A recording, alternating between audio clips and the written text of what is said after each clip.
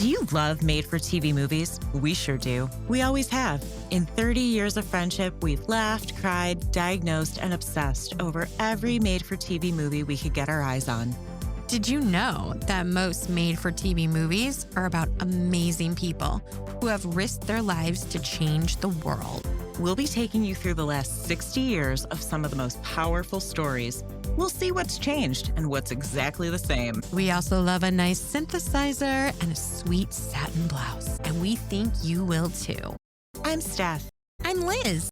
And this is No One Would Tell, Except Us podcast. Welcome, everyone, our loyal listeners. So loyal. I'm Steph. I'm Liz. And today we are covering a movie that changed both of our perspectives. It really did. Right? Yeah, for sure. We're talking about Unforgivable. Yes. And we will get into all of the star power as we always do. But Liz, you can give a quick synopsis. Sure. So Unforgivable is the story of Paul Hegstrom. I feel in this film, really nothing was fabricated. I don't think if it was off by much. And this is a true story of a man who basically beat his wife for the 15 years that they were married. They had 3 children, or 17 years it was they were married, and they had 3 children. And it's kind of the unfolding. He's also, cheating on his wife. And when he decides to, he's kind of playing both women. And when his girlfriend on the side is like, you can't have me unless you end things, he goes home to his wife. They kind of get in a scuffle and he just decides, I'll ask for a divorce. The girlfriend takes him in. He then starts beating her. He almost kills her. And so when she's in the hospital, he's informed by the detective that if he wants to avoid jail time, she won't press charges, but he has to join this up and coming anger kind of program, outpatient program for men who abuse women. And that's kind of how the story unfolds and how that program in particular really changes his life and makes him realize the error of his ways. And it kind of then ends with the rekindling of his family. He does remarry his ex-wife. Excellent. So let's go. Let's just talk about this because it does star the one and only John Ritter. I know. I love him. May he rest in peace. Yes. And again, reoccurring theme with made-for-TV movies, John Ritter's career needed a different turn. We're talking about, Come and Dance on Our Floor. Anthony, baby. Total ladies' man somehow from Three's Company. And also, the practical dad from Problem Child that's like, this kid's going to be fine. Wait, it's the worst child I've ever met. And, kind of wacky, slapsticky type situational comedies. So this movie was definitely a departure from that. He is the main character and he is an abuser. Yeah. So right away, I'm sure people tuning in were like, whoa, this is wild. So let's dive into this because, again, this is a very, very well-made for TV movie. Yeah, it really is. It was hard for me to find kind of the hokey moments. I mean, there's some, but in general, this is kind of one of those movies that you watch and you're just really engrossed in. This seemed really realistic. I feel like compared to a lot of made-for-TV movies, especially in this decade, the 90s could have really gone off the rails with this. And I thought it was very well done. The makeup, the way that they did when he throws her through a shower, the glass breaking, how she slumped over, which we'll get into. It was very well done. So this is Unforgivable, 1996. Oh, okay. So we're almost at the 30-year mark for this movie. Oh, yeah. Wild. So, okay. So the movie opens. We've got some creepy guitar riffing and some troubling piano keys, right? You're the piano player. Yeah. So you're the expert. By the way, I did mark, this is a genius piano player, everyone. So for anyone that doesn't know that, Liz is a very talented pianist and songwriter. And I thought of that when this movie started. So there you go. That's so sweet. And also, did I miss my calling? Should this have been my writing the scores to these movies? I mean, truly. You could write the score to this podcast, actually, now that we're spitballing. Sure. So, okay, we open and he has a sad, sad tie, right? He's got a sad tie. We're talking about these mid-90s ties that all are different but look the same. Yeah. And they're real ugly. So we're like, he does business. He's a businessman, right? True. And he was a businessman. yeah, he looks like anyone that goes to work, right? So, but then quickly we realize that Judy Hegstrom, who is played by Harley Jane Kozak, who I adore, she was in that movie Parenthood.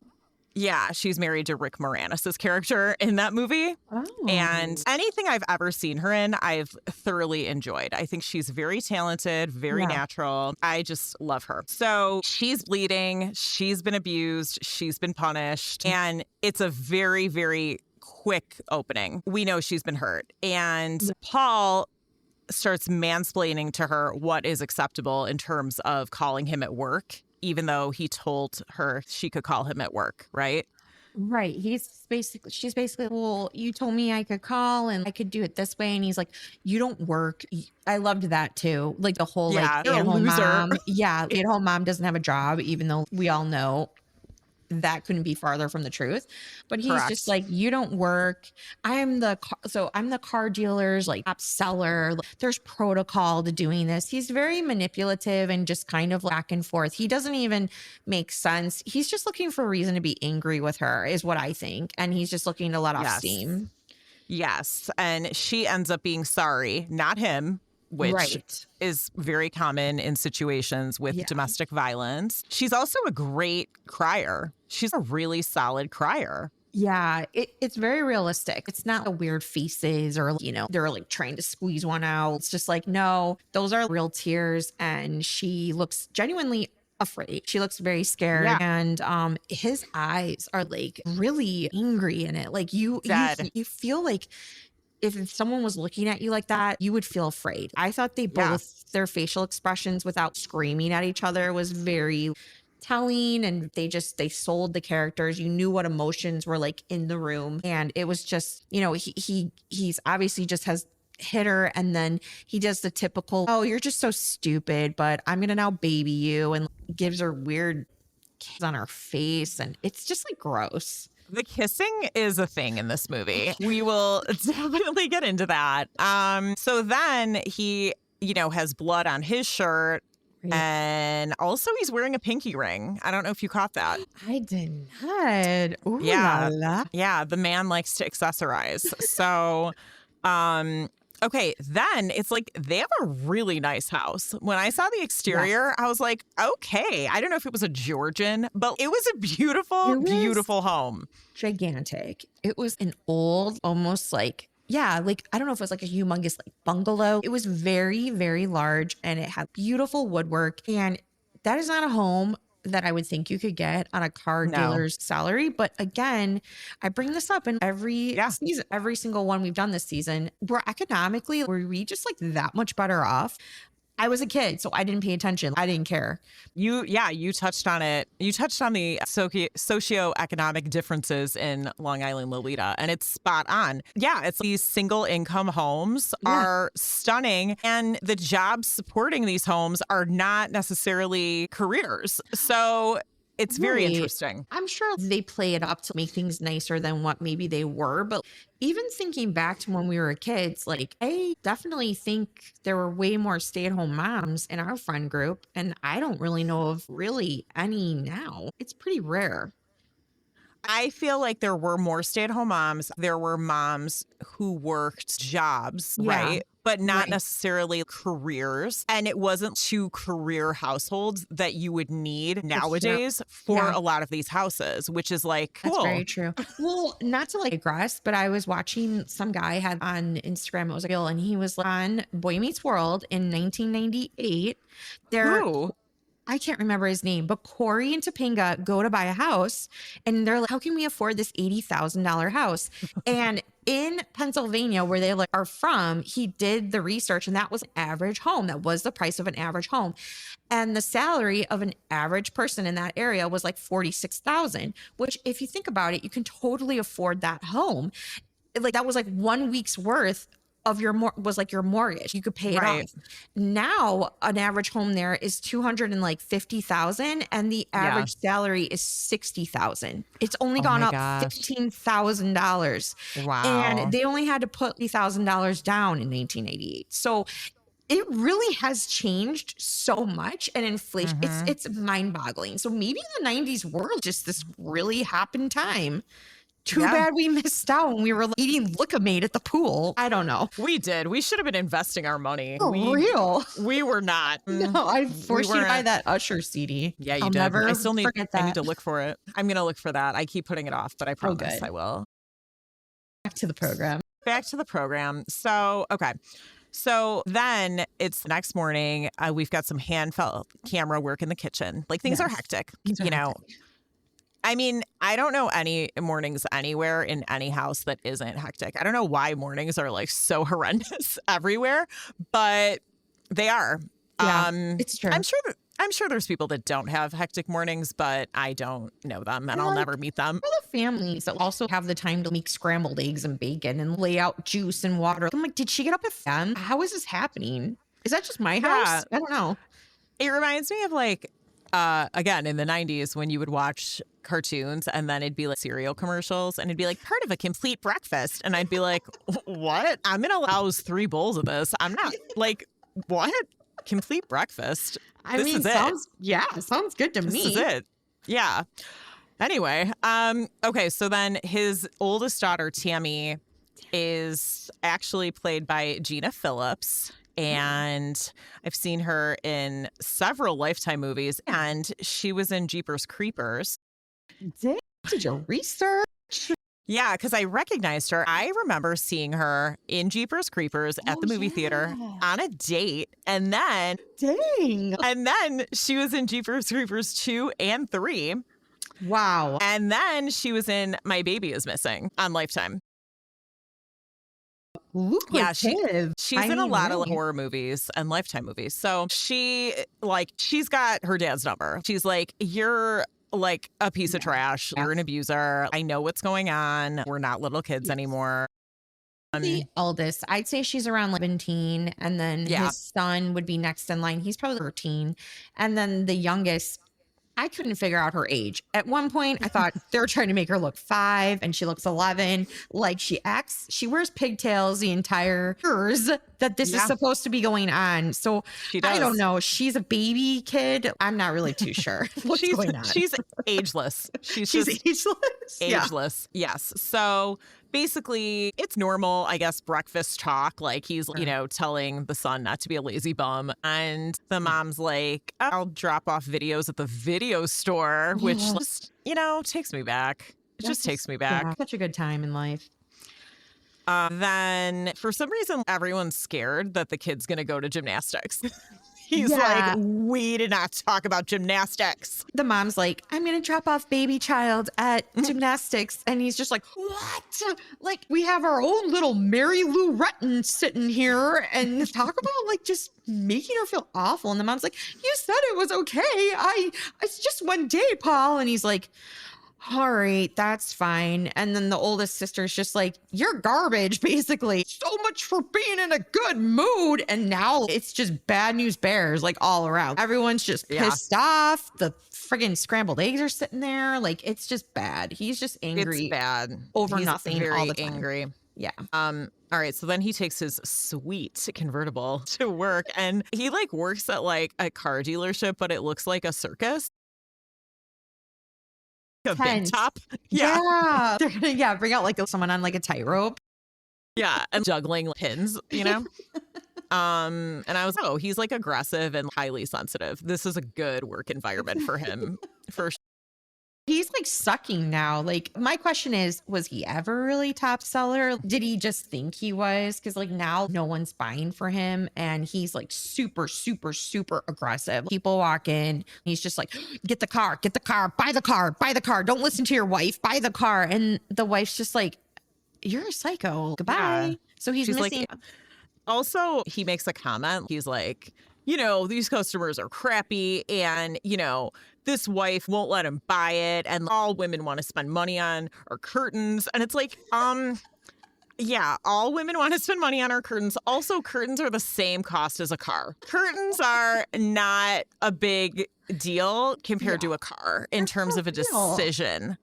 Yeah, he's pulling at straws. He's just trying to figure out why no one wants to buy a car from him. And his coworkers basically, well, you pulled a knife out on them, basically. And we're like, buy the car. Like, Paul, you've got to simmer down. Like, it's not going to work. Yeah.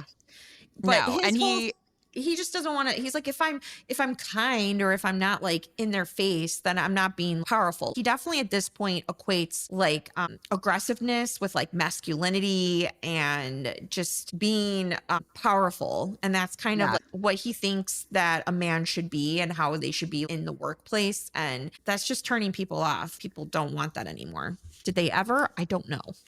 I don't know, but yeah, he definitely thinks that's part of being a man and also having strong bad tie game. Yeah. His ties are offensive. So then he and his coworker are like flirting with the bartender in the tavern.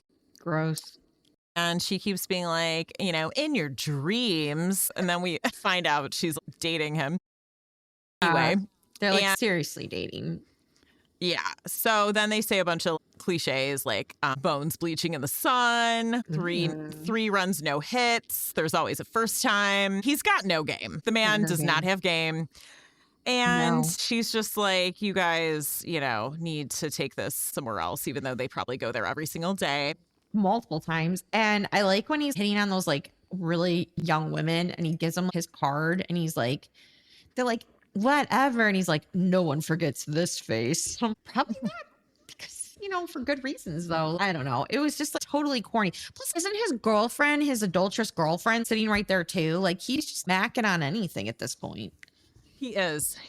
And I like his girlfriend. I do That too. is Susan Gibney. And she plays Beth. And I really liked her. I thought she really delivered. Everyone acted very well in this film. I mean, they really did. Like, no one did a hokey job. It was good acting. It was. It was good acting. So then we're back at his house and the daughter has a sweet, sweet daybed. And you know how I love a good daybed. It just brings me back once again. I didn't even have a daybed, but it just brings me back to that time. Yeah. And the mom's like, I need to let you all these, like, I'm helpless. I need to let you. And the daughter's just like, you know what, Mom, like, F off. Like, why do you have to do errands? Like, slave, like, you're worth more than this. You don't need to be running around town getting dad's ties from the dry cleaners.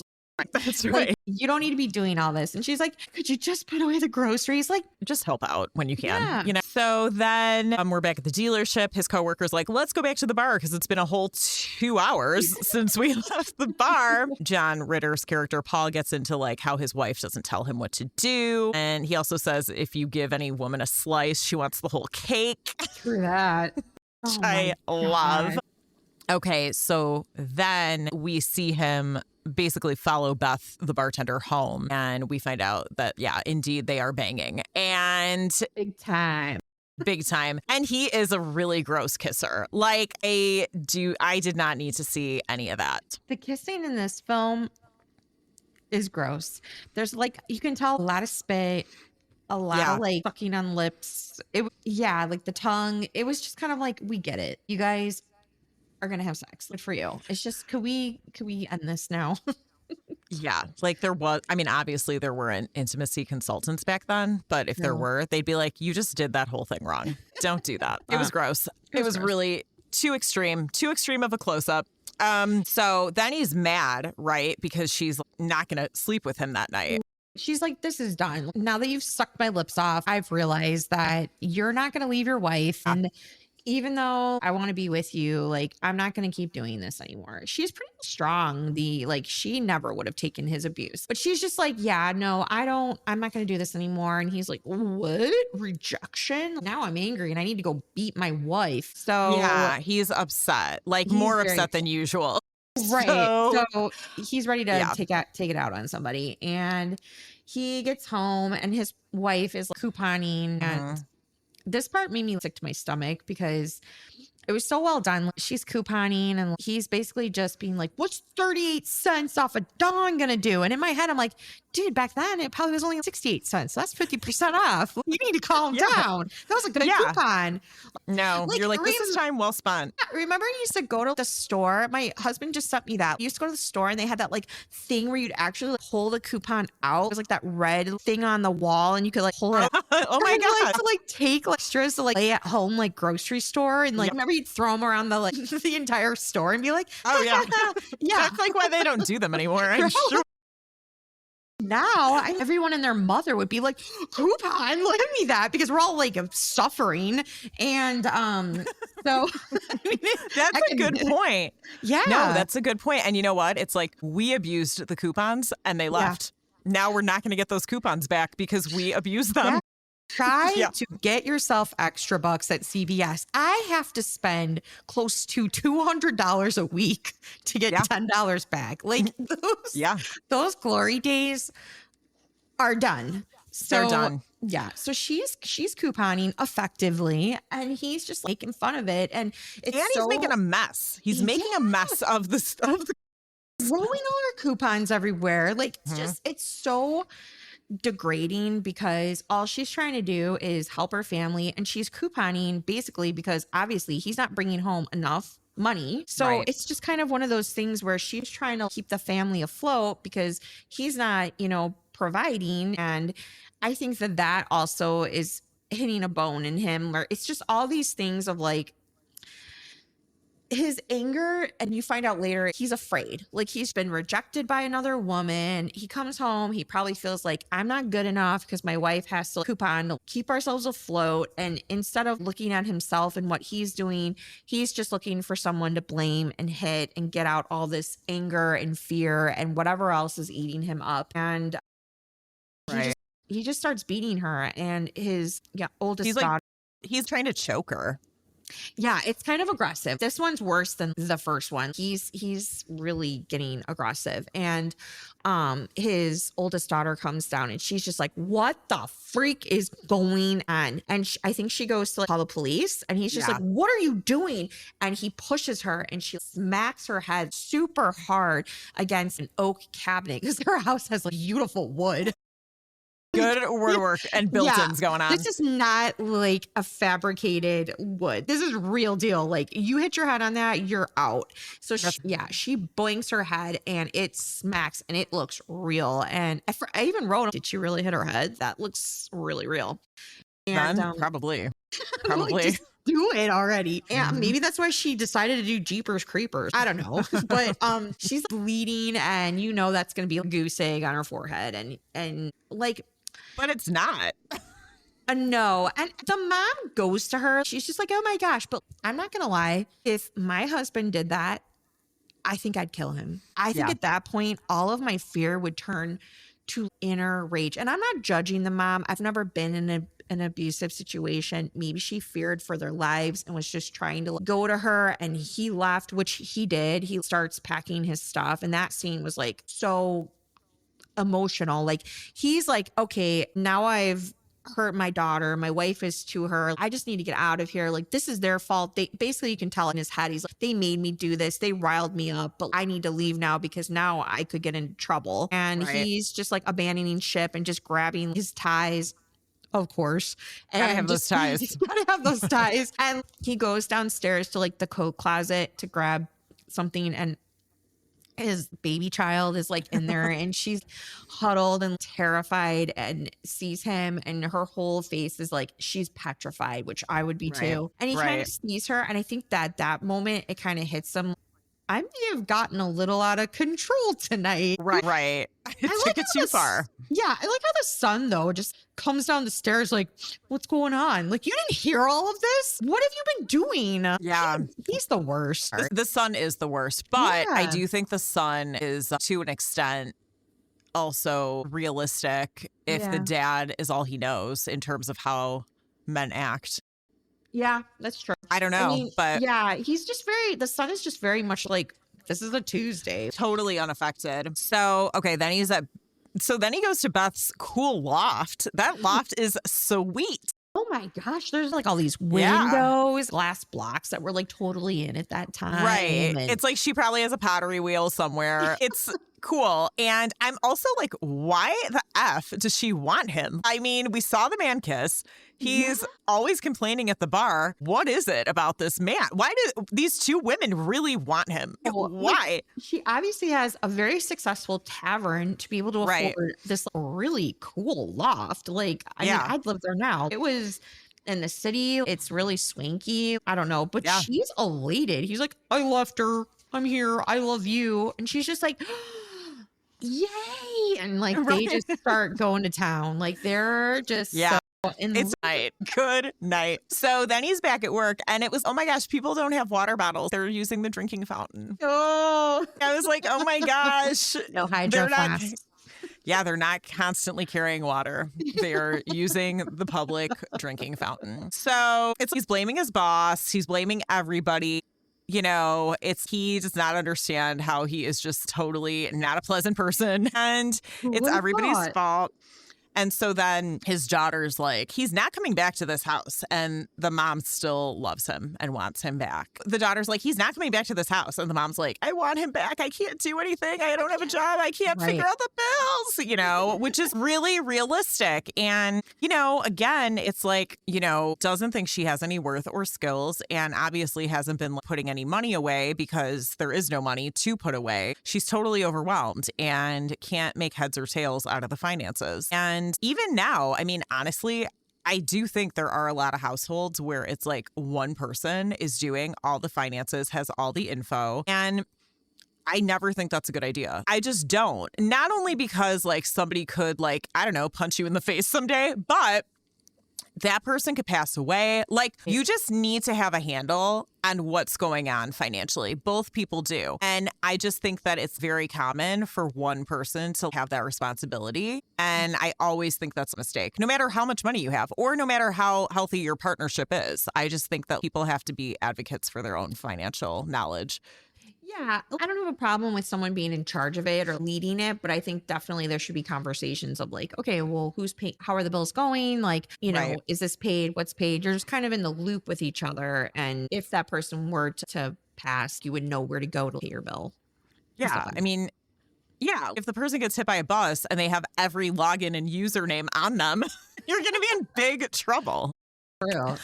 So anyway, okay, so then Beth's like, what's up with your divorce? You know, what's going on with that? And he's basically like, every woman drives me nuts, you know, like every woman is the problem. And Yeah, Yeah. he's just like at this point he got fired. He gets fired. yeah, We Beth cannot mentioned that- stand him. Yeah. Well, like, it's he's- right after Beth asks him about the divorce. And then, yeah, the boss is Yeah. just like, you are such a trash can. I Yeah. can't take this anymore. Yeah.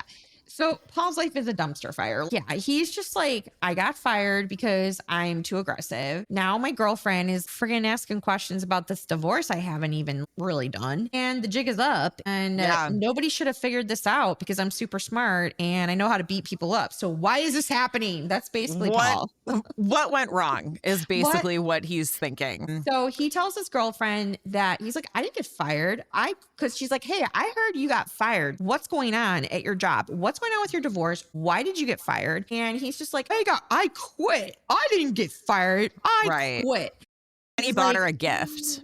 oh yeah. And so then I Mhm. wrote and I underlined deep kisses, very strong, Yeah. Like lots of things are going in the throat. Like it's just full bodied, open mouth kissing. And I don't know how else It's to describe it. No, you're right. It's real Yeah. bad. I It's don't need to really, see really John bad. Ritter that way. I don't need to see that. No. And so then they pan back to the house and you see the Yeah. mom's car and her door is open. So at first your heart's kind of racing, like, crap, did Paul come home? And he's like Yeah. killing her or something. And so the oldest daughter sees that and she's just like, that's not right. So she like runs in and she's like, Mom. Oh wait. Mom. And she has a cheetah print collar on her denim jacket. Did you notice that? No. Oh my gosh. Oh yeah. The 90s were the best. And the mom's upstairs and she's furiously packing all of Paul's crap into boxes and she's just throwing stuff, which is exactly how you do it. She's just like, a divorce? He wants a divorce after everything that I've done. I've been loyal to him. And she's like, this is finally where the mom is like, F this. I have given this man every coupon he could desire. I have given him deep kisses. I have gotten his ties pressed. This is ridiculous. No, now he wants to divorce me. That's it. Like that's it. And she's like, you know, someone like so-and-so's mom is a lawyer, right? Let me get in contact with them. He wants to divorce. He's going to get one. And I was like, all right, like good for you. It's finally, Judy's strength is finally starting and she really keeps it going throughout the film. She has her ups and downs, which are totally realistic. You would, but I feel like this was her turning point where it was like, that's it. You're going to throw in the towel. Fine, do it. But I'm done. Like, that's it. Yeah, she definitely was pretty incensed. And I think the film did a really good job because it's still like at this point, she's still basically, I mean, I have no skills. Like I'm done with him, but I have like no skills. And that's very realistic in this kind of situation. And I like really felt that would suck really, really bad. Honestly, yeah, and I kind of resonated with her because I mean, yes, I have a college degree, but like for almost my entire like career, I have been a stay-at-home mom. Like that has been like my job. And if, you know, I were to like have to go out and I mean, it would be different because I do have an education and things like that. And I'm assuming she probably did not have a college education. Not that that really even gets you anywhere now, but I would probably feel the same. Maybe, oh crap, I have to get health insurance. Scheiße. I mean, I understand what you're saying. I didn't think of you in that scene. Didn't think of you as Judy at all, just so you know. I'm not at that like level. Like I'm not that she's beneath me in any way. She's not. But like I'm not as like I don't want to say helpless, but like in some ways it's like I thought about that where it's like I'd have to get my own health. Like I'd have to work just to have health insurance. Yeah, you would. Like that would suck because I'm like not even that old. Like it's not like I can go on like Medicare. No, you can't do that yet. I'm not gonna work for like 25, knowing now, maybe 50 more years. Like who even knows what's gonna look like when we're ready? This is like I'm getting so doom and gloom. It's unbelievable. You're fine. But like basically, Judy, I'm on a coupon with you. I understand your pain. I was like, her daughter's like the VP because she's like, Mom, you're going to get a job and it's going to be okay. And I can work too. And I was like, that like teamwork. And she really hugs her daughter. And I felt her daughter and her have such a strong relationship. And I really felt like the daughter was such an amazing person. I know she harbors a lot of anger, but rightfully so.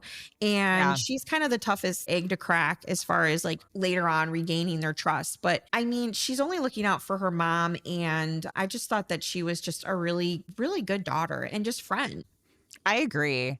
I also thought it was interesting that there wasn't even an option to maybe not have like that giant brick house anymore. It was like, oh no, how are we going to pay for this giant brick house? It's like unheard of to maybe not have your house. It's unheard of to like maybe move. That is such a good point. That is so true because even the job she gets, which is what would you call them? Like an office manager, which I'm not saying they can't make good money. I'm sure they can, but to keep that house going, it seems keep a little the Georgian. far-fetched. Yeah.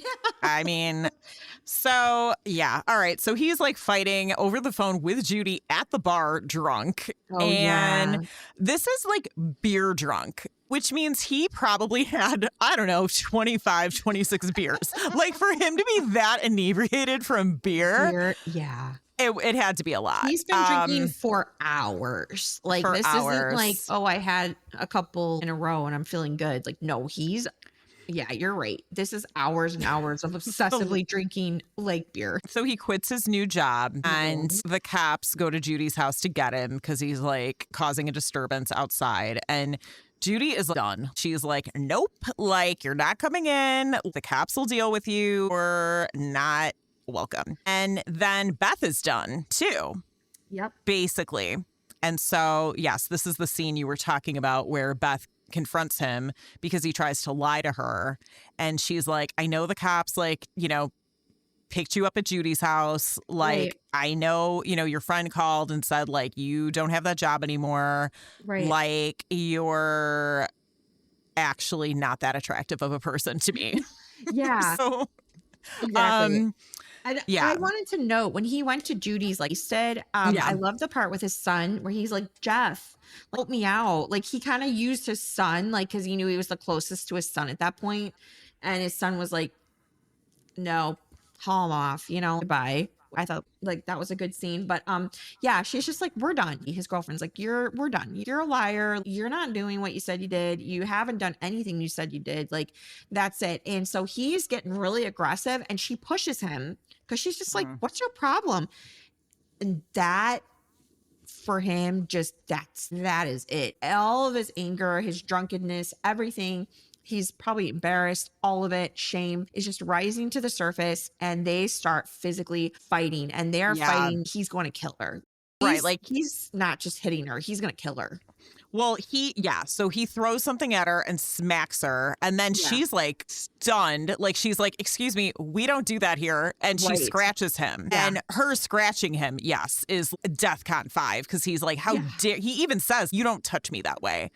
You don't treat me that way. And it's a woman doing that to him is just like, so then he wallops her. Then he's chasing her, right? Trying to grab her. They're on the ground at one point. She runs to the bathroom probably to like lock him out. And she does lock him out. And she's like pressed against the door, which you would be because you're like just trying to put force to keep him from coming in. And he just like bangs in the door and his force is so strong to get through the door that she goes flying through the glass shower door and she lands on the ground and you even see blood spurts, which I thought was so good, like so realistic. The glass is flying, you see like dark blood go flying, and then she's sitting there in the shower, a rag doll. Like it was so, I don't even know how they got her into that position. That's what I thought. It was like she was doing like the swan neck and then it was like on her stomach then. And then it was like her legs were flayed out. And yeah. That blood and glass was like real disturbing. I was like, that is a really well done scene. I am freaked out. And I would not even be surprised if they actually consulted like crime scene investigators and were like, can you set it up realistically? Because it was that good. This is not Tori Spelling dying on an ambulance going, and a little blood. Like this, like if it looked like it actually happened. Very realistic. Be disturbing now. Yeah. If you saw that now in a movie, you'd be like, oh, okay. Yikes. Yeah. Like, yes. It's almost like, I don't know if you've seen Yellowstone, but there's a scene where like one of the characters gets beat in her office and that scene and that are some of the most realistic like beat up scenes I've ever watched where you're like, did that actually happen? She all right? That looks too real. Sometimes there are like, I remember a scene in, obviously The Sopranos, but one particular scene where like a stripper gets killed and then another scene in Sons of Anarchy where I was literally like, I wonder about humans. Like they're really, really messed up scenes. And I would put this in that category. And one thing, because I'm obnoxious, I kept trying to back it up and pause it and it just wasn't working. But when they show her feet, I feel like she had socks on that had heels, like actual, like I couldn't tell if it was a slipper. I think it was a sock that had like a heel. I don't know. I'm gonna try. It was weird and not what the scene is about. But I was like, are those like, did she put on shoes and then put socks over the shoes? It was really bizarre. kitten heels to like run away. She's like, It was yeah, I don't weird. know. Like, I'm gonna figure it out. But so then he has a look that's like, oh, now I really did it. I'm in trouble now. Yeah. He's like, that was too far. Like, Yeah, I I mean- can't get out of this probably. No, she's like making weird, like almost those like dying sounds where she's like you can tell like, she's gargling on her blood and stuff. Yeah. Like you think she's donezo, but he Yeah. does the right thing, quote unquote, in this situation, even though he caused it, and he takes her to the hospital or he calls 911. We don't know, but they're at the hospital. Right. And he's got his little scratch wound with a Band-Aid on it. Ooh, poor Right. Paul. Right. And The he's cop just- is like, look at my hair. Like, did you notice the cop's hair? It's like, no blowback Okay. like in our Okay. other review, but it was pretty snazzy. And It was good. he's just like, yo, what went down here? You Right. know, like what's Right. going on? He's just like, oh, yeah, we had an argument and yeah, it got physical, but I didn't mean to do that. Like that was an accident. She was by the door and I didn't know, and it was just a force, but like I didn't know, and just kind of like admitting, but not really like he's still not really owning up. He's not owning up to it. He knows he No. did it, but he's just kind of trying to play it down. And the cop's like, yeah, she's almost dead. the cop's like, what the hell happened? He's on. like, I don't think this was a shove, Paul. Right. Like she's had like 100. Doctor comes out and he's like, well, basically she's had 100 stitches, and Yeah. The You doctor's know, like, it's real effed up, guys. like she's in bad shape, and it's gonna take a long time for her to recover. She's not just Like going overnight, Well, because he said too, it's her spine, right? And like Yeah. contusions. Yeah, Paul, you're not talking your way out of this one with your charm, No. even though you're not charming to begin with, Paul. Yeah. And let's face it, he probably smells so bad right now. Like he reeks of alcohol, which I think even the detective mentions that. He's like, you smell Yeah. like alcohol. Yeah, well, those 56 Coors Light, well, who would have thought? And he's just like, well, we're going to investigate this, but you are facing possible attempted murder because Right. this is attempted murder and the second degree. And he's just like, whoa, wait a second. Like, I don't think so. Like, yeah. But yeah, I mean, the cop is like, you're done. Like, I don't know what you're thinking. So Yeah. then Judy is interviewing. Oh, okay. Okay, so this is so messed up and great, right? So Judy assumes that the doctor she's interviewing with is a man. Yeah, this part. Oh, okay. Yeah. Right. So Judy's going on job interviews. Paul's ex-wife is going on job She's pounding the interviews. pavement. Pounding the pavement. She's working 9 to 5. She's getting it. Right. And so she goes in and there's a woman in the office and she assumes it's just like another office manager because surely in Judy's world, no female could be a doctor. It's only a male. Right. Which is sad when you think about that, how she views like men and women at this point. So it's very like twisted. Well, I was like, okay, that's messed up. But isn't it equally messed up that the doctor is tricking her into an interview? Like, isn't that kind of juvenile and borderline insulting and weird? Right. Like she wouldn't be herself unless she was bamboozled. Like, I mean, I didn't think about that. I thought it was just like cute, like sitcom-y. But now in real life, if I had somebody do that, you would be Yeah. like, wait a minute. Why would you lie to me about who you were? What kind of boss are you? That's kind of a time where like at one of my jobs, I just gotten married and I was in an interview and she's like, I see you just got married. And I was like, yeah. And she's like, are you planning on becoming pregnant soon? Because I don't want someone leaving. And I didn't know that was like illegal. And I was like, I mean, no, I don't plan on it. 2 months later, I got pregnant. But Yeah, you did. I told my mom and she was like, what the freak? That's kind of what it now reminds me of. Like, it's like bamboozle people into lining your candidate. Like, that's no. It's like when I was pregnant with my first and the finance / HR-ish person at my company was like, well, most people plan this. I'm like, oh my gosh.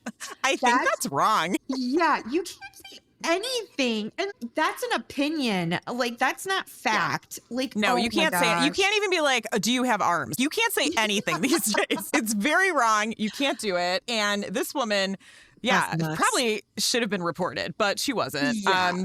So then Judy. So then Judy's like, holy shit, this woman's a doctor? Like, can't believe it. Okay, so Judy blows away the incognito doctor. Like, she's just like, a surprise! I'm coming too! I'm not! Like, let's do this! And she's like, okay. So Judy's gonna get the job on a trial basis, which, again, that's bogus, but whatever. But, I mean, to be fair, Judy was like, I don't know how to do anything, you know? That's So true. the doctor's like, all right, let's try. The doctor's like, neither do I. This is gonna be fun.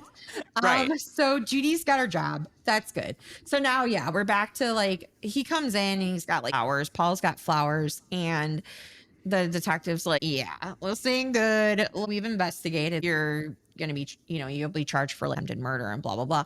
But Beth won't press charges if you agree to never, ever see her again, and also join this new, like, federally funded program called Quit. And it's basically for like men with your problem. And I like how like they don't really at first like allude to what that problem is, or like they're trying to get Paul to like be like, I'm an abuser, because in the beginning, like, he will never say, it's kind of like admitting you're an addict. You have to do it yourself. No one can just say to you, even though it's clear as day, you're an addict. Like, you have to own it. Like, you have to get that sense of like ownership. Like, I'm an abuser, but basically it's for abusers. And he's just like, whatever. I'm not, I'm just going to talk to Beth. Like, this will be fine. Yeah. And he like goes in the room. Okay. This is a great scene. However, I was so distracted by her mouth noises. Liz, like, I know they put cotton in her mouth to make her look swollen. And like, who knows? Maybe she would have had cotton in her mouth. Like, maybe she had jaw surgery. Like, I don't know. Right. But like, it's just like it's ASMR, but not in the fun way. Like, it was it was so much like spit. I just couldn't get over it. I was like, could you just like write it out? I don't want to hear this. I mean, she did a really, really good job, but I was just take the cotton out. I don't want to hear this, but no. Okay. No, I didn't want to hear it either. I thought it was gross. Also, I was like, okay, Judy, oh my gosh. I was like, okay, Beth, it's great that you want him to get help, but I would press charges. Just saying, I would probably press charges. I would not, because she's like, I won't press charges if you join this. And also, if you see me in the street, look away.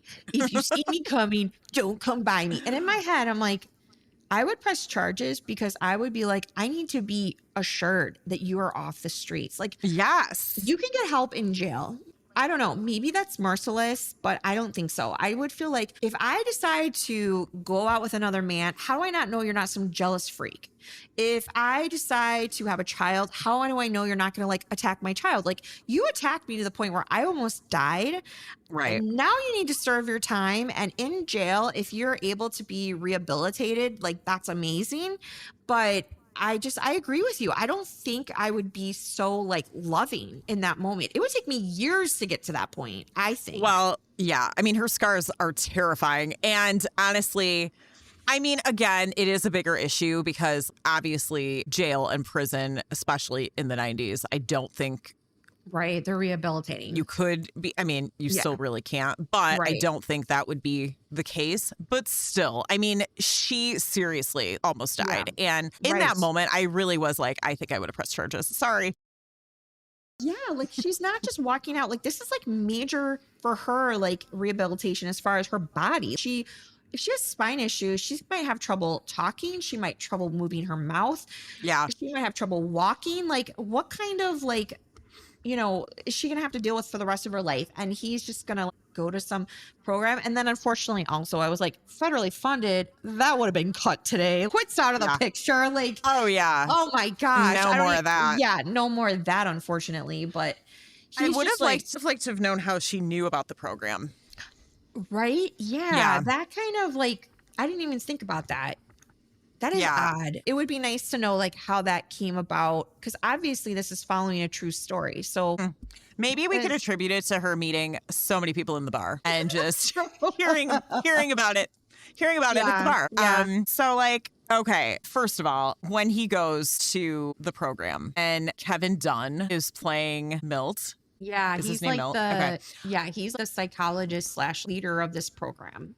I was so thrilled. I love Kevin Dunn. Like, I mean, he's so good in Veep. I think he's like kind of my favorite character. And he's also in Little Big League, and he's in Blue Steel, and he's in Nixon.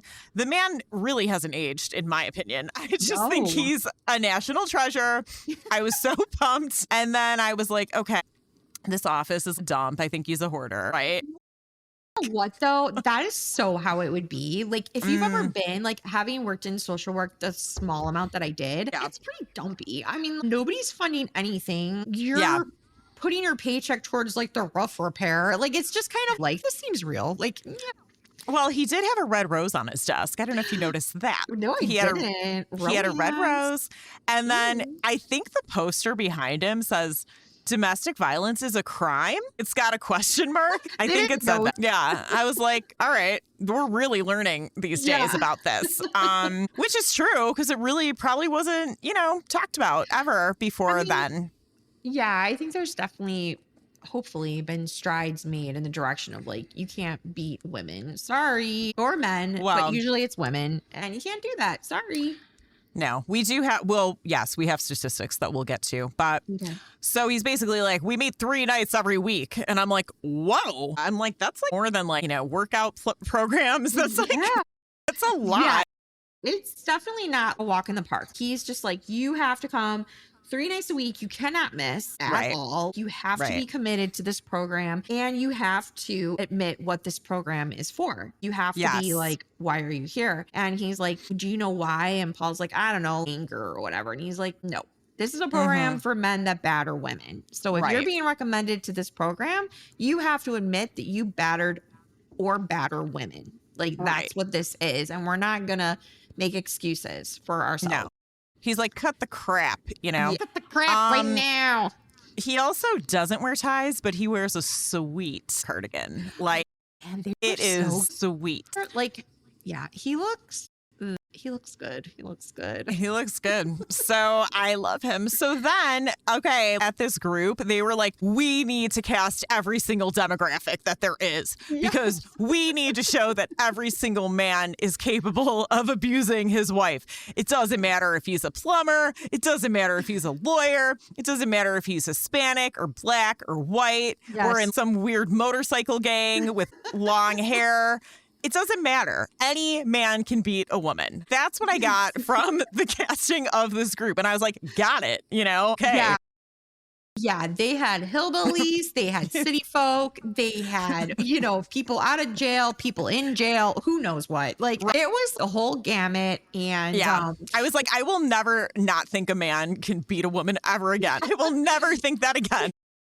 So, have in common is they're like New York accent. Like that was thick. You step into Quit and you have an accent. That's right. Part of the program. So they tell a lot of jokes that like aren't jokes, and they really like dig into each other a lot. And I did notice that there was piano music after the group meeting. After they have group, somebody sits and plays the piano for them. Oh, yeah. I was like, cute. It's like Nordstrom's. They're like waiting. Yeah, it's nice reception. And really quickly, he's like, I'm not like these men. I don't know why I'm here. I'm not like these men. Like, sorry. You mean they have jobs? Yeah. I'm like, they are somewhat productive at this point in time. You're right. So, all right. So then he calls his house wasted again. And I did notice, did you notice Judy's pajama pants had a rope from like a sailboat holding them up? Oh, really? Yeah, she had pajama pants with like a thick rope. And I was like, all right. But Judy is strong now. She is strong. She's having the flashbacks of him abusing her, which were good. I mean, they're cheesy, but they're good. She's not having it. And he has to go to the sad wash and dry now because nobody's washing his clothes anymore. Oh, I know. I was like, he brings his one suit to wash and dry. Like, what? Yeah, like, he does. He's living in, that's the other thing. He's living in a very dumpy like apartment and looks like not a great neighborhood. And it's just kind of like, I mean, he doesn't have a job. So, I mean, I guess that all makes sense. But then when he does get a job, he stays there. So I don't know. Okay, yes, there's like a mattress outside of the apartment building, but the apartment, it doesn't have bad bones. It has like the cathedral window and it's got a fireplace. It's not, I mean, it could be something. It could be something, but it's not. When you go to those, like, at least in Chicago, like you go to like what used to be like nice and now it's like not, but you're like, that's such a beautiful building. Yeah. That's kind of the vibes I got. You're like, this used to be like grand scale, you know, he's beautiful. And now it's, wow, it's still beautiful, but it's just really run down. Like that's kind of what it is. Yeah. Yeah, that's his apartment in a nutshell. So then back at group, Arnie's in jail and they're like, whoa, even lawyers hit their wives? And it's like, yeah, any man can be an abuser, guys. Anyone. Even the educated hit their wives. Anyone can. So every session, they almost like beat the hell out of each other. They almost fight every single time. They say like very like inflammatory things and it's like almost encouraged. Like they're trying to like get people to like get angry so they like freak out so that they can use their weird like 1, is your eye twitching? 2, take a deep breath. And that's like what they do. Honestly, I loved it so much. I think I wrote about it later on, but I was like, this is so good. This is like great because I mean, you have to remember too, especially 30 years ago, it's like, you know, men would not ever think of this ever. This was not something like where they would ever think about like their actions. This was like revolutionary. And I loved it because it was so theatrical. Like I was like, let's go, like jazz hands, showtime. Like I loved it.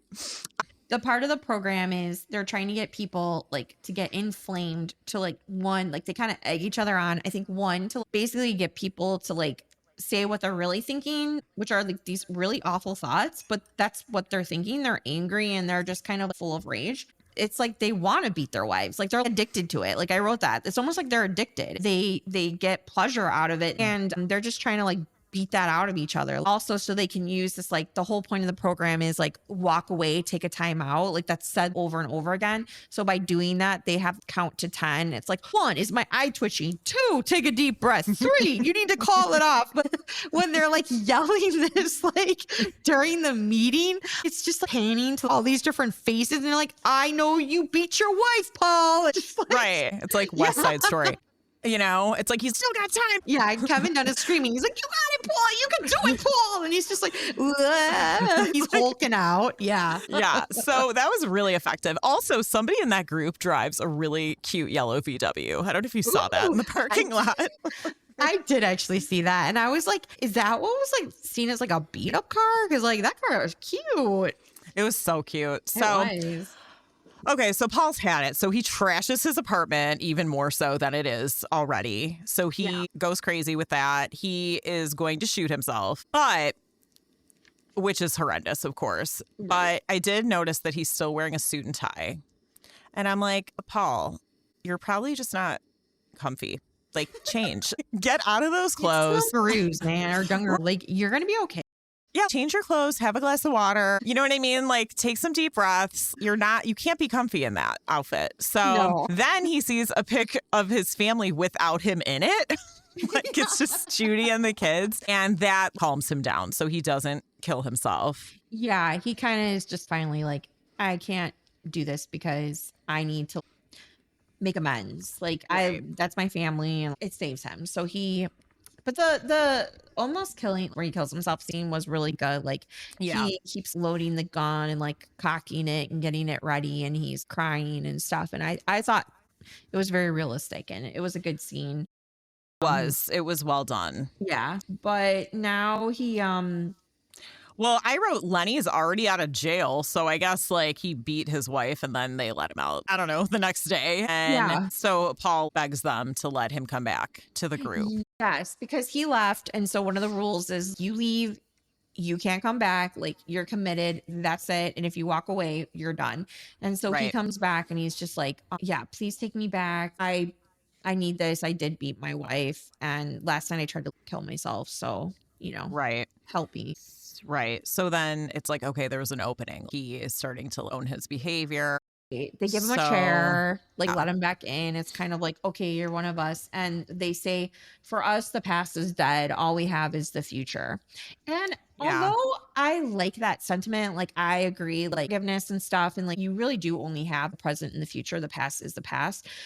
Sometimes in these situations that bothers me because I'm like, well, what about the people that are stuck in the past because you put them there? What about your wife that's like stuck because in some ways because she gets flashbacks of you beating her, or your children are afraid to like make healthy relationships because of what you did in the past? I like that sentiment and I get it, but it also bothers me because I feel like no, the past, if you did something to wrong somebody in the past, no, you can't, you only have now, but you can't just forget it. Like it's still a part of how your present and future is shaped.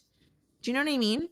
I do. And I agree. And part of me was like, okay, 30 years ago, this program's important. But in a way, it's like still making it about the men. It's Right. like, and I Right. think that it's like obviously patriarchy was way different then in Right. terms of prevalence.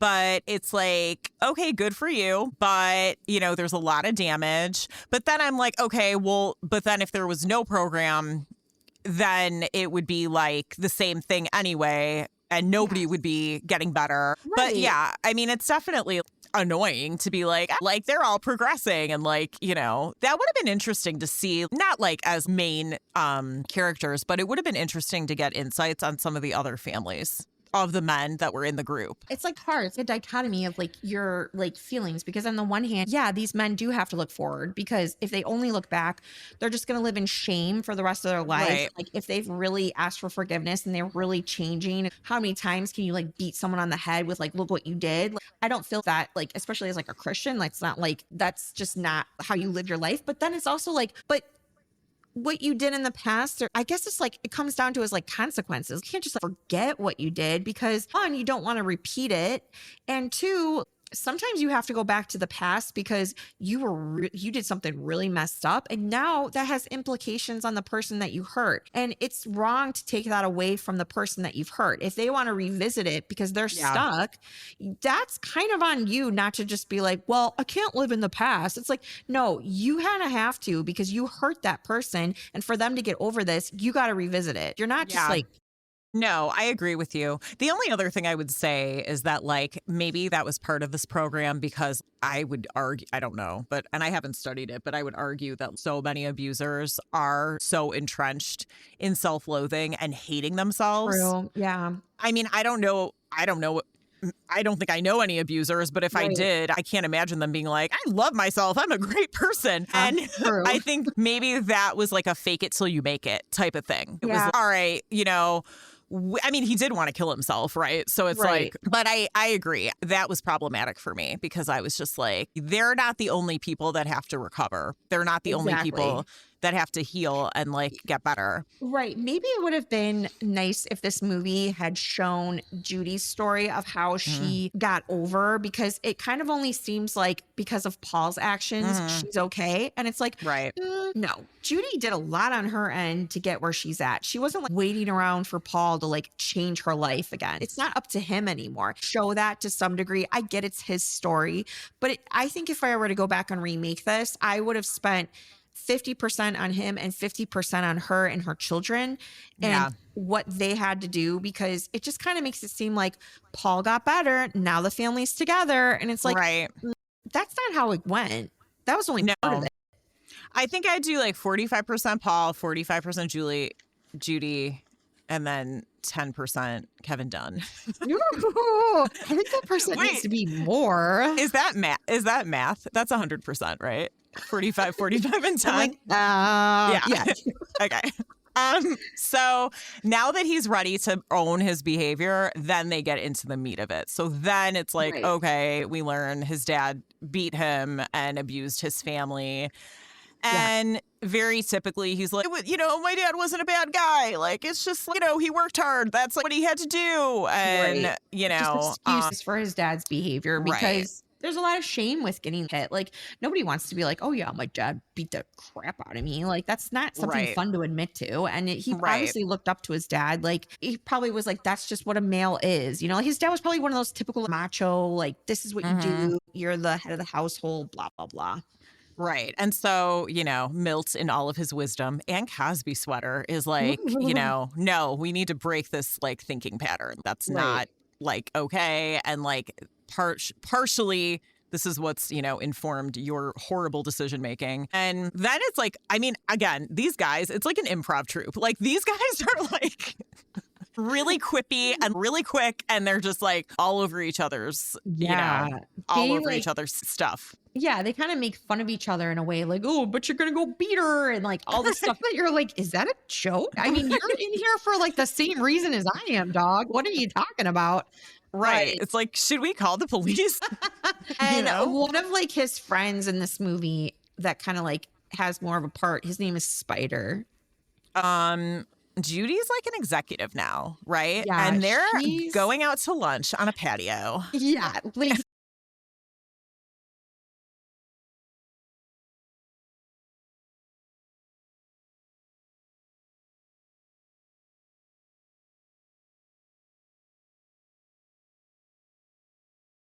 who knows? Yeah.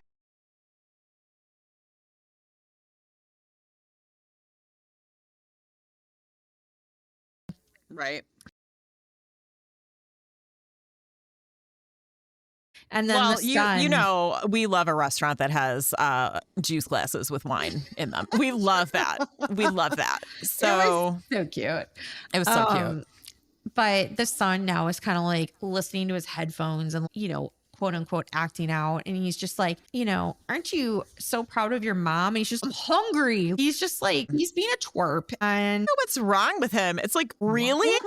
Like, come on. Yeah. Why doesn't Jeff get with the program? I mean, come on. I've only like uprooted his life, gotten a divorce, realized his dad beat me. Like he's had to call the cops on his own father. Like, does the list need to go on?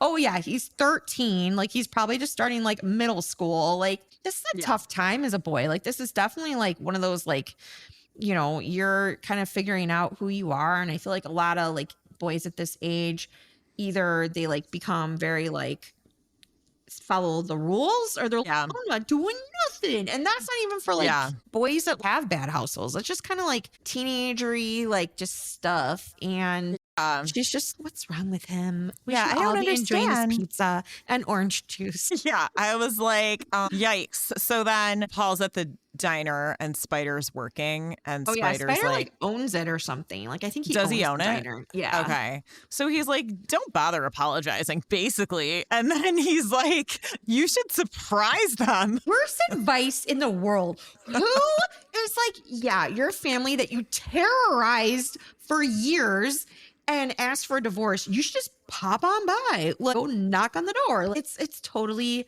acceptable because they should, be open to that. It's like, what is going on? Like, well, he also does his burgers well done. Ew. So I trust his judgment. Don't bother eating a burger then. Really? For real. For real. There's no flavor. It's juiceless. Like, yeah, I agree.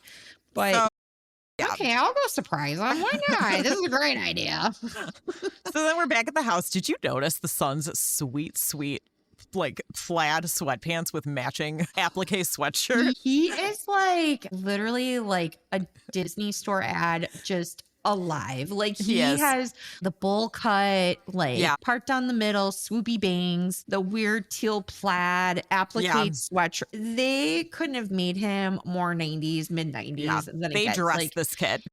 Like he might have been the voice for like Simba and Lion King too. I don't know. Like we don't know. He is giving off like total 90s vibes and it's a beautiful thing. Yes. Yeah. Sees like his family and he keeps like chickening out and then like doesn't he finally go up there? He's hiding behind a tree and that always works. He walks out. Did you see this like lens flare? It's just like his khakis are so bright. It looks like he's not wearing pants. Like he's like wearing wearing white khakis, basically, and he's sneaking around outside. Then we're like back in the house and we see that sweet, sweet wallpaper. I mean, did you see that maroon floral wallpaper? Everything in this house is good. You can't get it anymore. It's kind of like the Home Alone house. Like every time I see it, I'm like, I wish it was still look like that.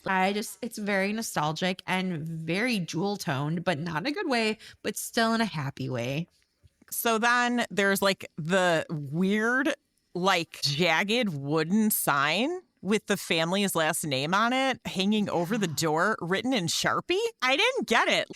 I could see if Judy was like, I'm taking back my maiden name and here's a temporary nameplate. But it's like, that's their last name. Has that always been there? What's going on with that? Why? That was kind of a look though, like back then, because if you go to houses now that like are finally going back on the market and it's been like, I don't know, 35 years, like they have those.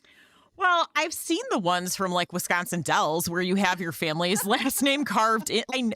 But this was like straight up Sharpie. I was like, what is this? So Maybe, like Judy had like a paint and sip night with like her girlfriend. you mean her one friend who's her boss? Yeah, maybe. I was just like, that looks strange. And then he doorbell ditches Judy. So he cannot go through with it. So no, he can't. Okay, so then Milt, who, you know, is my favorite character, is like running the group. He's like, all of your behavior comes from somewhere. You know, you saw it growing up. And one of the guys is like, you know, Paul, you realized that scaring your family would be wrong. So you left because you were scared of what you might do if you saw your family. And you have to know for sure you won't hurt your family before you try to contact them. So that's like the new challenge. It's like, okay, I'm not going to be mean and beat up everybody all the time, but I need to really make sure I'm not going to beat up my family before I see them. So then there's an amazing grocery store birthday cake for Judy's birthday. It is, my gosh, like that grainy white buttercream. Where they like sprayed the colors on, like with the spray gun. Like the streamers on it and then the giant confetti pieces. I was like, I would kill for a piece of that right now. Gosh, yes. Like there's a bakery close to my house that like still makes cakes like that. I have to get one. We should get one for the end of the season and just eat it. Do it. Let's do it. Let's have one lucky listener win a chance to eat. We won't fly you out and we won't give you accommodations. You will get in my yard. I'm not letting you in. A slice of cake. It'll be so awesome. You'll be so glad that you paid for that. We'll provide a paper plate, a plastic fork, and a half a paper towel sheet. Please join us. Let us know if you'd like to win that. So, yeah, exactly. Email us if you want a chance to win. So then Paul sends Judy a card and flowers without a vase on her birthday. Come on now. I know. You couldn't even get like DoorDash then. Who's delivering flowers without a vase back then? Come on. And, you know, that's one of my pet peeves anyway, because I always feel like you're giving somebody something to do when you're bringing flowers without a vessel. Like you're bringing flowers without a vessel. They have to find a vessel. They have to stop what they're doing. They have to trim the stems. They've got to fill. I'm just like, that's not really that thoughtful. I know, like my mom actually has requested like my father like never give her flowers ever again because she's like, it's so much work. And I'm like, it's so pretty. But yeah, I agree. It's a lot of work. And my mom doesn't ever want flowers either. My mom does not like flowers.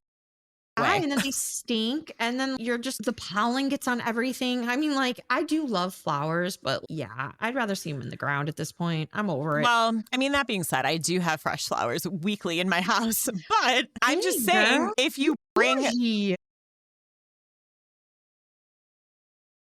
someone flowers, bring a vase, like bring a vessel, bring a mason jar, bring something. That's true. Bath and Body Works lilac candle going. That's my flowers. That's what I'm doing. I know. All right.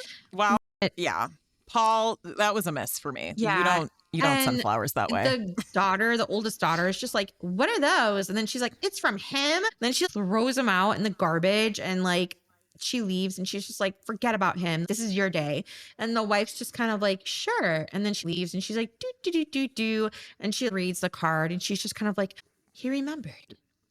You know, like Right. she's And a little bit romanced, I felt like in that situation. yeah. And she takes the flowers out of the trash and like there was not a petal bruised. So those are some Well, there were um daisies stuff. I mean, they were that's they were yeah, they're kind of stocky, but right. anyways. So then Judy's going to work in some really nice wide leg pants. Really nice. That's a Yes, good with the little staple. heels. Yeah, it was a good staple. So it's like, Palazzo pants, right? Weren't they called like palazzo pants? uh, were those palazzos? Oh, Yeah, I think you're palazzos. right. I Yeah. think you're right. Those were Anyways, nice. good 90s fashion. So he shows up at her work. Again, his tie game is strong. His sunglasses are way too small. I don't know if you noticed that, but That was kind of like a look. Like it was kind of like remember Real World like Miami, Joey, he always had those mm, small sunglasses. Joey mm. Woey, we can't kiss no more. He always had those like on the top of his head. I feel like that was a look. Well, now I'm gonna have to like, watch that whole season again. Thanks, Liz, because I don't remember. Like I haven't been searching for that season for What? a year now. You don't remember? My gosh, Flora, come I on. remember. No, I mean it's the greatest season of all Dan, time. it But is. It is the I don't greatest. remember Joe's sunglasses. No, Oh yeah, they're on the top of his head, and when his giant girlfriend comes over, oh yeah, it's the same. Nicole. And then Nicole. they're like, Landon's here, A and Snoopy sweatshirt. And Landon's like, I must have done something really wrong to have to consult these people in business. But I digress. That's such a good season. We'll watch that for fun. But now we're doing business. And I think that was we are, and I think that was in 1996. So coincidence? I don't think so. I mean, that season is everything for me. That's the season where I told my dad I was going to like try out for Real World when I grew up. And he was like, you in no way are doing that. Eat your taco and go. You're like, Yeah. Dad, I love you. He Okay. was like, no. So, all right. So then he shows up. So Judy's like startled, but she does agree to let him see the kids. Yeah, And which is big because That's she's big. like, I'll let you see them if they want to. And I liked that she added if they want to. Like now Judy's very aware of her children and even like respects their boundaries. And I thought, Right. okay, that is progress. So obviously Judy is definitely in some sort of program or something like that. I mean, I guess you could get this knowledge, but I feel again, there's so much more to her story. And I really like the fact that she respected her children's boundaries and were like, Paul, if they don't want to come, they're not coming. And No. even when he, soon after that has dinner and a movie, yeah.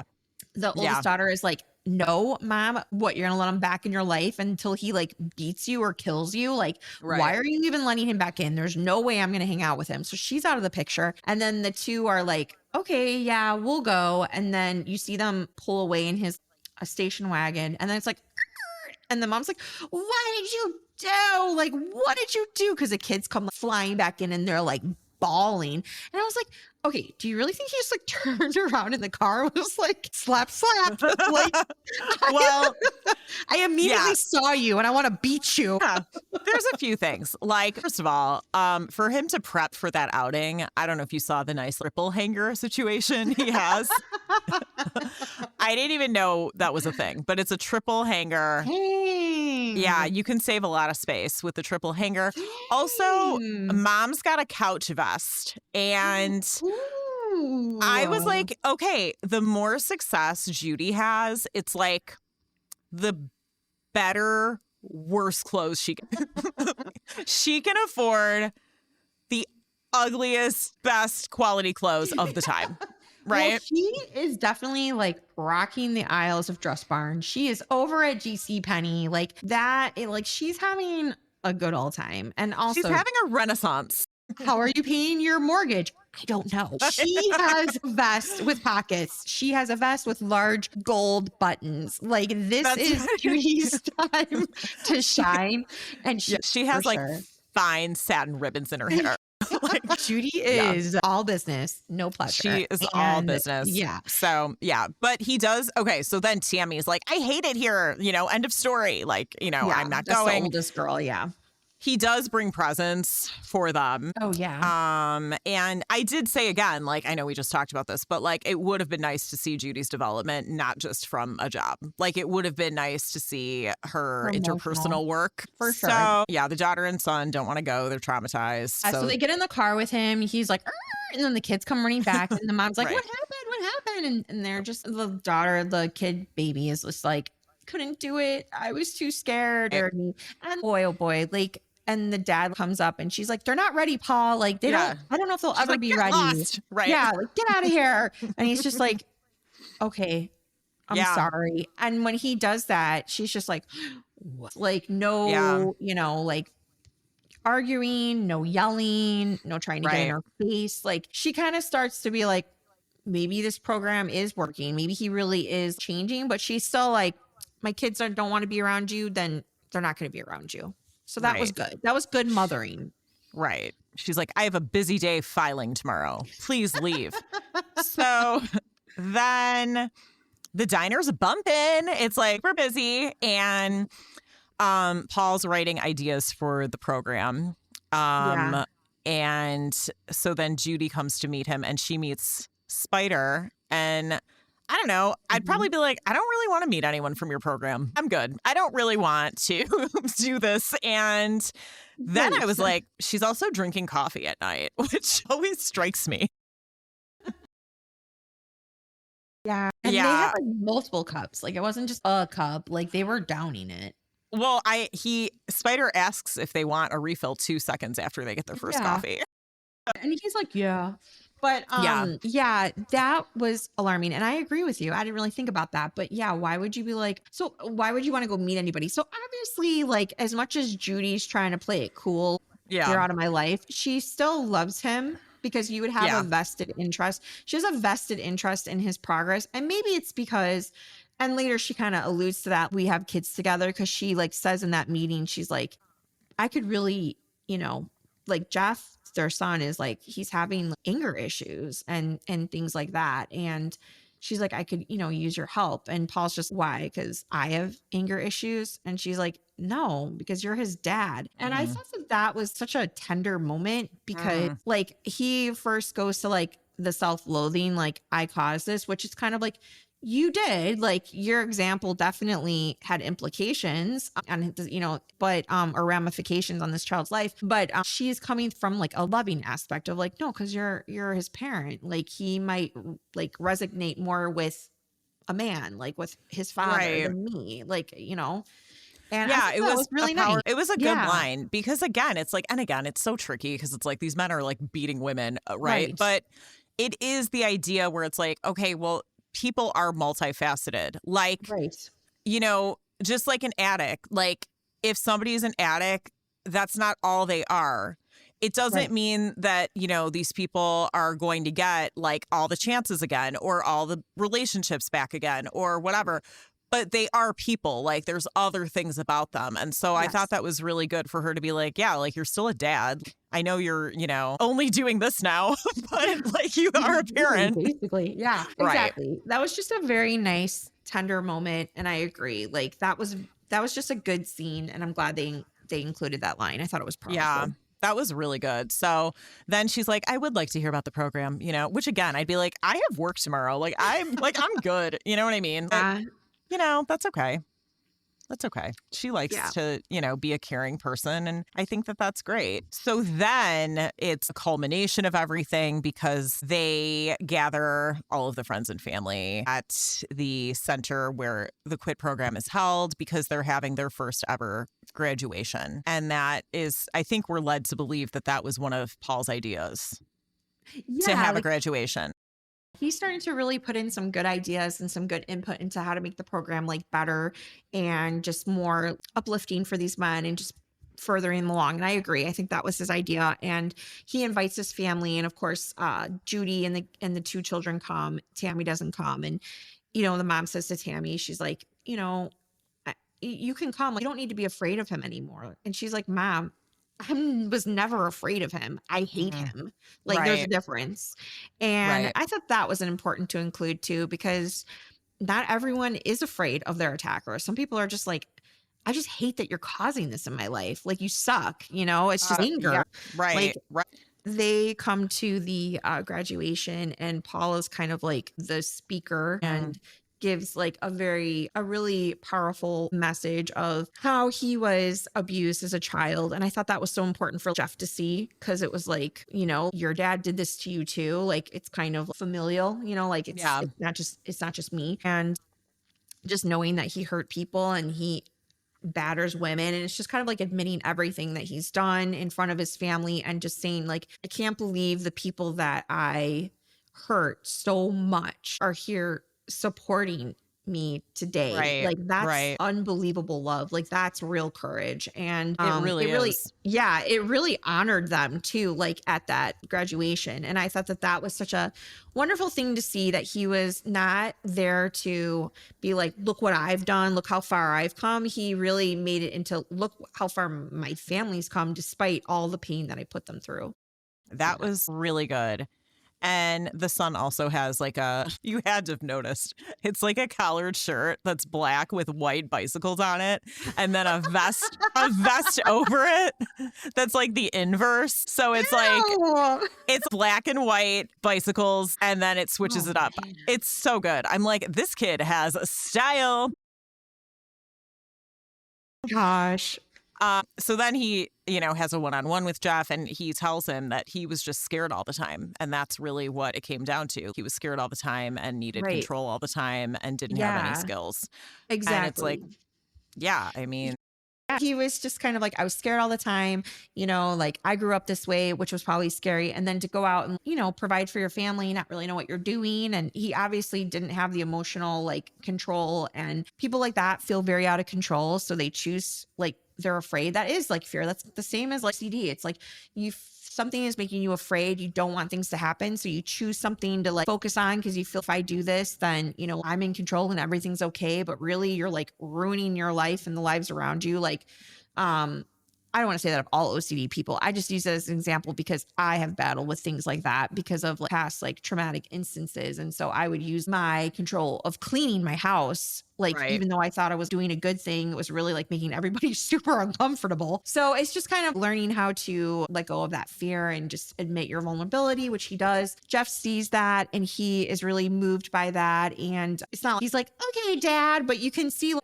a light bulb's gone off. And he even Paul reaches out and lovingly like kind of like strokes his shoulder and like, pats him. And I just thought that's a very fatherly, like just loving touch, and just kind of like very much father-son healthy dynamic. And Right. so the, Judy comes out to, I don't know, share her coleslaw, and she like witnesses all of this, and she's just like, wow, like he really has changed. Like things are different. This isn't just like Right. a facade and him trying to get out of like jail time. He has changed. He is a different person, and he's a person that I respect. Like Right. you can see she's starting to respect him. Absolutely. So then they go to a rockin' carnival, and Oh my surprise, gosh. surprise, Paul has chest hair, and And he's showing it off. he is showing it. It's glistening in the sun. And Delicious. Judy likes a cowboy hat. I mean, I don't know why, but Judy really likes a cowboy hat, and she's like not so sure. And he's like, no, it looks good. Like you should don't second guess, what you know is true, which is that's a sweet, sweet cowboy hat on you. She should be second guessing because she buys sweaters with gold buttons. Yeah. Yeah. But he's just like, it doesn't matter what I think. It matters what Right. you think. And he says that. And she's just like, you know what? I friggin' love it. Like, I also am wearing a sweater with gold buttons. stop. You Sorry. need to be twinsy. We don't even. I could never, ever measure up to Judy. So, yeah, they're having a great family day. Like, nobody's getting abused. It's great. That's good. She hugs him. She actually gives him a Yeah. hug.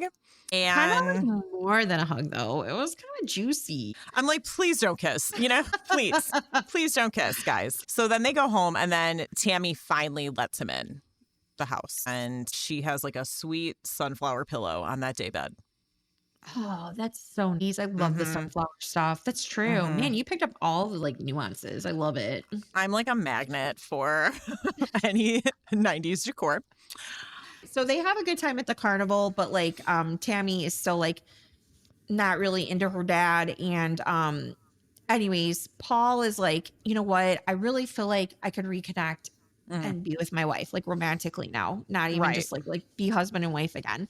Right. And I think that I need to like share this with her. Like I need to Mhm. tell her that she doesn't need to be afraid of me anymore. Like I've truly changed. Right. And he invites her like out to like a park, like a public Mhm. park, and there's tons of people there. Like it's super busy. Yeah. And she like comes out and she's like, what's up? She kind of seems haughty that day. I don't know why, but she just kind of like, she's just kind of like, but anyways, she's just like, okay, I'm here. What do you want? And he's Right. like, I just want you to know that like, I think that we could make this work. Like I want to be back together with you. Right. And that like triggers trauma in Judy. She just like becomes so angry, which Yeah. I could totally see happening because grief is odd like that. Like even Mhm. the other day, I finally got rid of my deceased, almost 2-year deceased dog's bowls, and I was like sobbing. I was like, grief is so weird, it hits you. Yeah. So she's just irate and she's like, get back together with me. And she's like running and he runs after her and she's like, you abused me for 15 years. She's like, what do you think? You just walked out. You divorced me. You're pathetic. Like you're a pathetic human being. And she starts like hitting him and hitting him. And she's like, you think I want you? You're disgusting. And like all these like horrible things. And all of a sudden, all you hear is like Kevin Dunn's voice. It's like, 1, I ain't twitching. 2, walk away. 3, you can do it, Paul. You can do it, Paul. Like it's like So 4, walk good. away. Call a timeout. Call a timeout. And she's just like, what have you got to say for that? And I mean, this is so like you're embarrassed for her. You're embarrassed for him. I'm embarrassed for Kevin Dunn. It's just Yeah. like you're just embarrassed, okay? Yeah. And he's just like, you can tell like he's getting upset, but he Oh, yeah. like he's fuming, but then he's just like, I need to go now. Right. And he just says it very calmly, matter of factly. He's like, I need to go now. And he just walks away. And Judy is just stunned because Yeah. she's like, okay, he has really changed because I pushed him as far as I think you could push really any human besides Right. stabbing them or something. Like she's like, I've, humiliated you in public. Basically, I think she even got a line in there how he was bad at sex. It was a lot of things. Like it was like Well, he's a bad kisser for sure. vulnerable thing. I feel like a man, like most men would feel like she brought up. She's screaming how he abused her. Like all these like skeletons in the closet that you would want to keep hidden. She like was letting the world know. And I Well, think the only thing she didn't do was talk about the ties. Like she left the ties out of it because I don't think she'd be with us today if she brought up those ties. She's like, actually, I used one of your ties as a belt today. So keep your face. But like, yeah, it's as she degrades him. It's degrading. And so she's just like, if I could do all that and push him and shove him and do all that, and he's not even going to yell back. Mm-hmm. And it's been years now. This isn't like, oh, he's holding it back right now. Like, no, he's graduated out of this program. This has been years. Right. Okay, things are different. And I think that was just a defining moment. And so Paul is just like, goes to Kevin Dunn and he's just like, I blew it. Like, I shouldn't have asked her to get back together with me. What was I thinking? Obviously, she's not ready for this. Like, right. And Kevin's like, well, what happened? 1, 2, 3, tell me. And he's like, like I heard your voice and like I walked away. She was really in my face and she was pissing me off, but I just calmly walked away. And Milt's like, you did it. You saw the like, Paul, if you didn't smack her around, yes, you're cured. And he's just like, it's like the scene in Home Alone. He's like, I'm not afraid anymore. I said I'm not afraid. So he is Kevin McAllistering like super hard. He definitely is. Yeah, he's like, why wasn't I the dad in Home Alone? I don't know. Totally could have been. He's like, what happened there? Maybe he's in the program. Who knows? But yeah, he's just like, I didn't do it. And this was the ultimate test. And so then the mom, Judy, is just like, does he just show up or does he call? He goes to the house to apologize. Well, he goes to the house and first of all, she's about to go to bed, but she has a full face of makeup on. So I don't know what she's doing. She apologizes and Tammy still hates him. And so then he does his last kind of speech to the family saying he's unforgivable. And He says, what Yeah. my actions were unforgivable, but like, you need to be like so proud of your mom today because she wasn't afraid of me. Right. She told me all the things that she's been repressing and had to deal with it for years and years. And all I had to do is take one public beating. That's nothing Right. compared to what I put your mom through. So don't you dare be mad at your mom. You need to be proud of your mom today. She stood up to her bully and I was her bully and Right. I didn't react. Like I'm so proud of her and I didn't react. So I know now definitively you do not need to be afraid of me anymore. I'm not going to hurt you. Right. And they're like, And okay. yeah, I mean, that's kind of my reaction too. Like, I guess I would be a Tammy. Like, I would just be like, I'll watch you from afar and really see if that's true. But it was a beautiful moment. And then the mom's like, do you want some hot chocolate? And he's like, yeah, okay. So it's like the first time he's really invited in to like stay. And the movie ends there, but they give like, Wait, do you instantly think Swiss Miss with marshmallows? I instantly thought Swiss Miss. doubts. You think she's melting chocolate? No way. That's like She's busy. That's in the back of the cupboard, like probably, expired in 1990. Like, and she's just like, oh yeah, this. And like, yeah, totally. That's chalky. Like, did they even mix it? Did they add milk or water? I wanted some. I wanted some when I saw that. And I wanted some with that cake. True. Okay, whoever wins the sweepstake, you have to bring the hot chocolate. That's part of it. Yeah, bring it in your.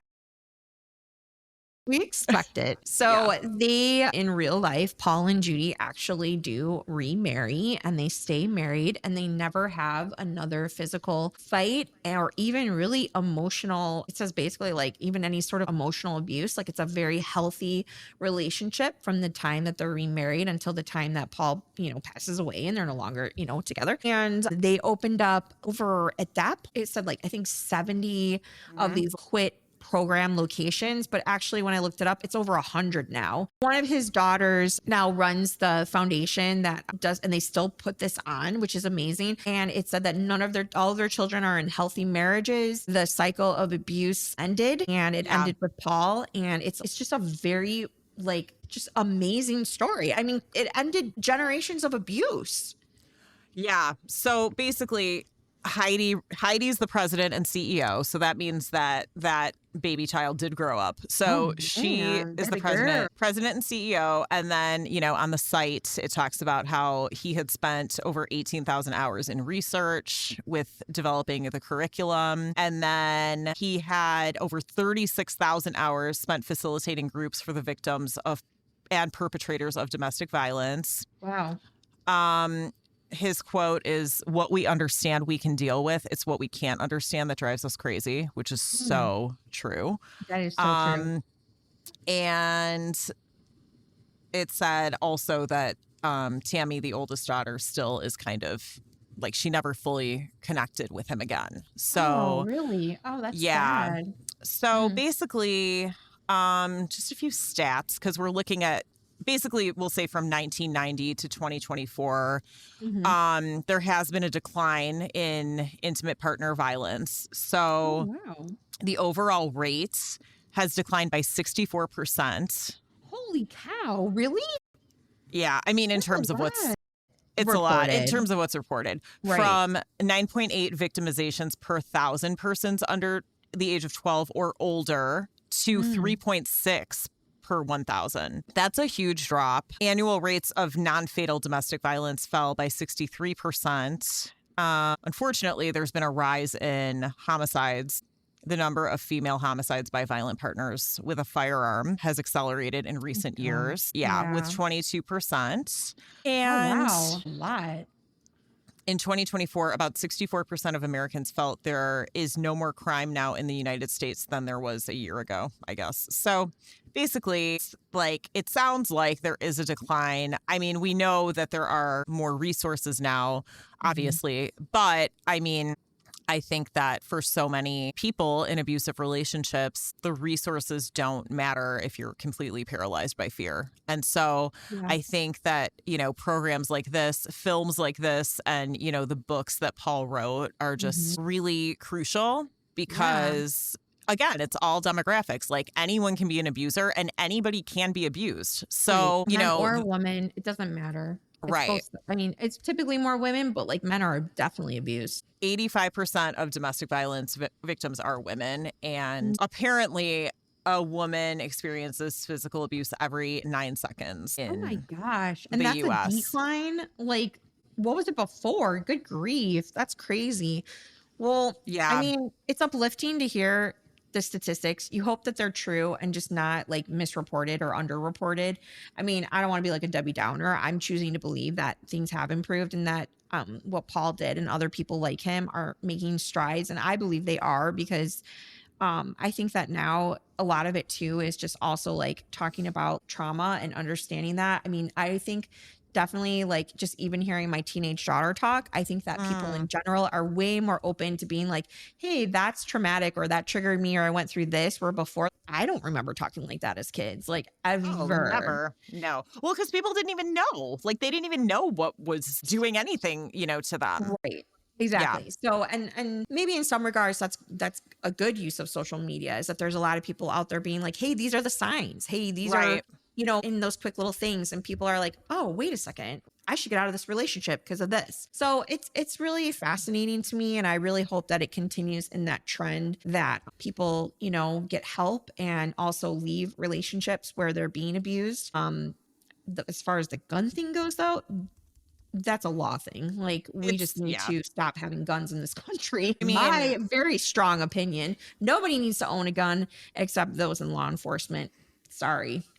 I am definitely not pro gun Yeah, and I definitely don't think that guns solve problems. So, absolutely. how do we feel about Judy? Well, first of all, I'm sure you looked them up. It's interesting because Paul looked incredibly friendly. Like Paul had the friendly. Yeah. He looked like He I'm looks like an faster. old timey toy store salesman. Like he looked like so He looks friendly. Baptist pastor to me. Like, I was just like, oh yeah, that's like a country church pastor. Like, that's how Well, he looked. I think the organization does have a lot of evangelical themes, actually. Oh, well, then he fits it like straight on. And Yeah. his wife is like definitely like the wife that you would expect to make like that Christmas crack with like the saltines. And then you put the corn chips on top and you drizzle the chocolate. And like she has lots of dips and like, like, Oh yeah. yeah, Many like dips. you go to her house and it smells like apple cinnamon year round. Like she Yeah. has that vibe going on and I'm here for it. I love that vibe. It's not my own personal vibe, but I love visiting people who have that vibe. Like it's so like, like it's just very like she looks like a mom, like very much like a very mom person. She looks like she hosts a lot of parties where she sells multiple things. Like You pampered know? chef, like Yeah. yeah, and she's like Yeah. making like the dips that were like you'd be like if you just all you have to do is add Just gonna mayonnaise. say that. Oh my gosh, the Yeah. powder that you add to sour Yes. cream or mayonnaise. Yeah. Yes. And So those I are don't know. good. I mean, I Oh like yeah. how those taste. Well, and it was interesting too because so many of these movies and stories are like, he hit you, move on. Right. Don't ever go back. But the thing is, I mean, it's like everyone's different. You can't tell somebody not to love somebody. You can't tell somebody not to be with somebody if they want to be with them. You can't, judge people for making those kind of choices. I Right. mean, I might have an opinion about it or you might, but clearly, they came back together and did a lot of really good work. In my eyes, I think it's amazing. And I think it's a testament of the power of marriage. And I think that I think it's awesome. I never want to see, somebody's marriage end. Like that's a sad thing. Sometimes it has to, because it's just a healthier choice. But it's nice to see reconciliation in the right way for the right reasons. And I think that is it. I think it's nice for the family to have their parents back together. I mean, as a child, I think that would be very comforting. Right. Obviously, maybe not for Tammy. And you know what? I don't like the fact, but I think it's kind of like, you know what? Sometimes consequences are just you have a severed relationship for the rest of your life. So maybe next time, you want to go like beat somebody, think about that. Like it's Right. just like not everything is hunky dory just because you choose to like reform. Like that's Right. part of life too. It's like she has a choice to reject you. And I respect her choice. I feel bad because you'd like to see reconciliation from the outside, but Right. it's also like that's a consequence of your actions. That's the way it goes. Well, that's why I think that, when we said it would have been interesting to see some of the other families Yeah. of the men in the group, like that would have been a good perspective because I'm sure a lot of them didn't get another chance. And Right. it would have represented those women's choices too. So, Yeah. I mean, I'm thinking spinoff. I don't know about you, but I think Yeah. I mean, having done spinoff, like Judy my Shopping heart. spinoff, yeah, like there really could have been so much more done with this. And that would have been lovely. I'm Well, here for it. it's not over yet. You know, maybe it Like, needs let's redo it. a 30 year later revival. Well, Like, this was a dog, he's dead. Get over it. this He this was is. a he is dead. That's right. R.I.P. Um, but yeah, this was a really solid film. I Yeah. thought it I loved was. it. Top I thought it five was for really me. good, Yeah. especially. No, go ahead. Oh no, I was gonna say I say top 5 every movie we watch, but like really, Top truly, this 50. yeah, like truly, this is one of my top 5 because I love the message and I also just thought it was incredibly well done, like very well done. Yes. And I think it was a brave film to make at that time because that is when all of the films were about women. And they were about women for a reason, which is why, again, this is like a quid pro quo for me. But I do think that it was a necessary film to make, like in terms of a man's story. So, yes, very, very good. Bravo. Thank you for tuning in. As always, please send us your recommendations. Please give us some comments. Please subscribe. We are in a variety of places now, including Apple Podcasts and Spotify and RSS.com. So please tune in. It means a lot to us. And we adore you. And we'll be back soon. Yes. All right. Have a great day. Bye.